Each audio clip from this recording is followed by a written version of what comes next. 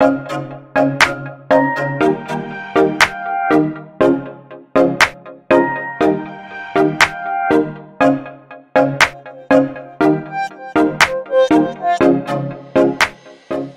meine Besten und herzlich willkommen zu einem weiteren Video.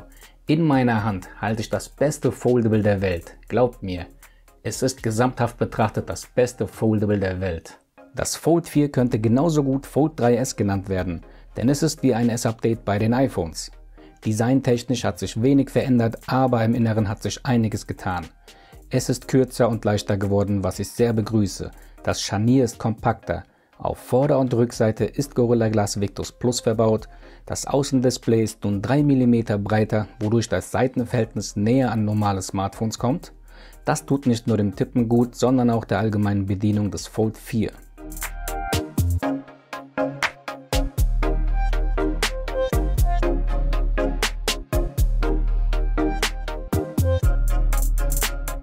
Der Prozessor ist stärker und gleichzeitig stromsparender. Das innere Display ist robuster, heller und auch stromsparender. Die Under-Display-Kamera ist weniger auffällig. Der Hauptsensor löst mit 50 Megapixel höher auf und ist größer. Dadurch sind nun 8K-Videos möglich und generell bessere Ergebnisse, vor allem bei Lowlight-Bedingungen. Zudem zoomt die Telelinse nun dreifach optisch. Das waren die Neuerungen im Schnelldurchgang.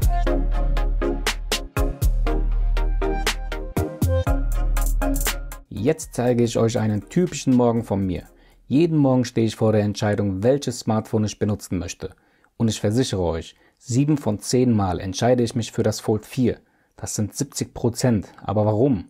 Warum entscheide ich mich so oft dafür? Die Antwort lautet, es macht Spaß. Das Fold 4 macht einfach übertrieben viel Spaß. Das iPhone ist immer zuverlässig, aber macht keinen Spaß. Die Pixel-Geräte bieten Android 13 und tolle Kameras, aber bereiten genauso wenig Spaß. Das Fold 4 treibt die Flexibilität auf ein neues Niveau. Zugeklappt ist es fast wie ein normales Smartphone dank des breiteren Frontdisplays. Zugegeben, es ist etwas schwerer und dicker als normale Smartphones, aber es liegt auch ungewohnt gut in der Hand und kann problemlos mit einer Hand bedient werden. Der Einhandmodus von Samsung ist so gut, dass ich es sowohl im zugeklappten als auch im aufgeklappten Modus mit nur einer Hand bedienen kann. Sollte dennoch mal keine Hand zur Verfügung stehen, ist auch das kein Problem, denn es steht ganz von alleine. YouTube im Flex-Modus sehen, Fotos von sich selbst oder anderen schießen im Stativmodus und vieles mehr. Aufgeklappt bietet es mit Android 12L und der Taskbar endlich ein vollkommenes Tablet-Erlebnis. Android 13 verbessert es sogar weiter und wer weiß, was Android 14 nächstes Jahr mit sich bringt. Denn nächstes Jahr stellt Google sein eigenes Pixel-Tablet vor.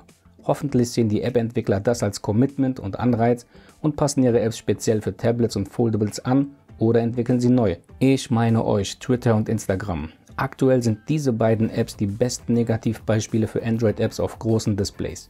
Es sind einfach hochskalierte Telefon-Apps, um sich Entwicklungsarbeit zu sparen. Aber das Nutzererlebnis leidet sehr darunter.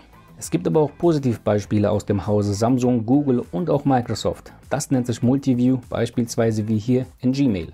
So macht die Bedienung Spaß. Generell macht das große innere Display extrem viel Spaß, denn man hat einfach so viel Platz und sieht so viel mehr. Man fühlt sich nicht eingeengt. Ob Navigation mit Google Maps, das Surfen im Webbrowser, das Anzeigen oder gar Bearbeiten von Fotos und Videos, Verfassen von Texten und Mails, alles macht auf einem großen Display viel mehr Spaß. Ganz zu schweigen vom unantastbaren Multitasking. Man kann jetzt sogar App-Paare abspeichern und sofort dieselbe Konstellation aufrufen. Bis zu 3 Apps parallel sind möglich. Das ermöglicht einfach die verschiedensten Anwendungsfälle und da kann ein normales Smartphone einfach nicht mithalten. Auch im Punkt Bedienung bzw. Steuerung kann kein anderes Gerät mithalten. Ich nutze gleichzeitig die Gestensteuerung und die altbekannte 3-Button-Steuerung. Das bietet enorme Flexibilität. Kein anderes Gerät erlaubt das.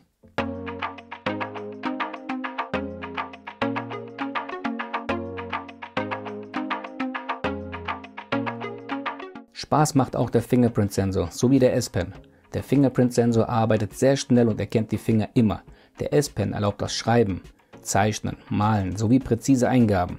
Weniger Spaß macht die Qualität der Under-Display-Kamera, aber dazu gleich mehr. Immerhin ist sie nicht mehr so sichtbar und das sorgt für ein noch immersiveres Erlebnis.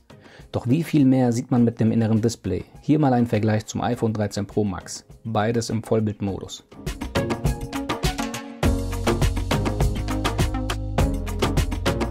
Bei der Telefonie sowie der Konnektivität und dem Empfang habe ich absolut nichts zu meckern. Das Modem von Qualcomm scheint top zu sein. Auch die Bluetooth 5.2 Verbindung war immer stark. Der SAR-Wert beträgt 1,30 Watt pro Kilogramm. Wie steht es um die Performance? Es ist aktuell der stärkste Prozessor von Qualcomm verbaut und das finde ich mega gut.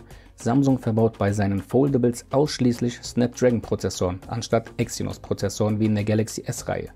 Und jedes Jahr schlägt der Snapdragon den Exynos. Der 8 Plus Gen 1 hat keine Wärmeprobleme, ist leistungsstark und energiesparend dazu. Was will man mehr? In puncto Performance gibt es wirklich nichts zu kritisieren. Gilt das auch für die Akkulaufzeit? Ja, denn mit der Akkulaufzeit bin ich genauso zufrieden. Sie ist definitiv besser als beim Vorgänger und das bei gleich großem Akku. Der neue, energieeffiziente Prozessor sowie das neue und ebenfalls energiesparendere Display helfen mächtig beim Energiesparen. So habe ich Screen-On-Zeiten von 6 Stunden im WLAN und 5 Stunden im Mobilfunk geschafft. Hier seht ihr 3 Messungen im WLAN und jetzt 2 Messungen im Mobilfunk. Samsung bewirbt das Fold 4 nicht als Akkumonster und dafür finde ich die Laufzeiten wirklich gut. Aber es hängt stark davon ab, welches Display genutzt wird.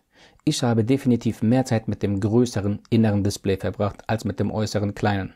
Der Standby-Drain muss aber noch besser werden. So habe ich pro Nacht immer 3-4% verloren. Das iPhone beispielsweise verbraucht nur 1-2%. Aufgeladen wird dann kabelgebunden mit maximal 25 Watt und kabellos mit maximal 15 Watt.